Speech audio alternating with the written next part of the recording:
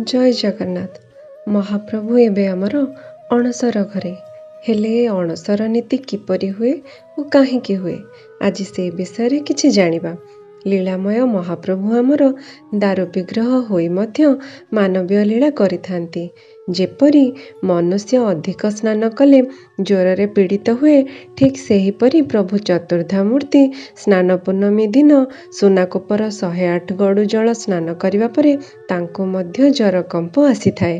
काहींकिना वर्ष जाक महाप्रभु दर्पण साहाय्य स्नान करिथांती।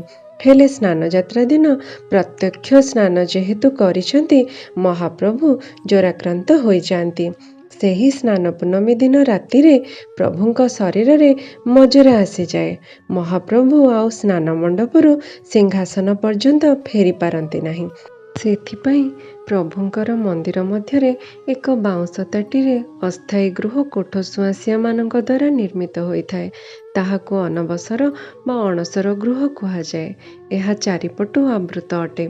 ସେହି गृह ମଧ୍ୟରେ महाप्रभु चतुर्धामूर्ति गुप्त भावे सेवा पाती।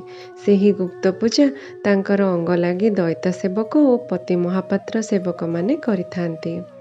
अणसर घर कौन तो जानिले, हेले प्रभुंक सेवा किपरि हुए ताहा द्वितीय भाग वीडियो रे जानिबा।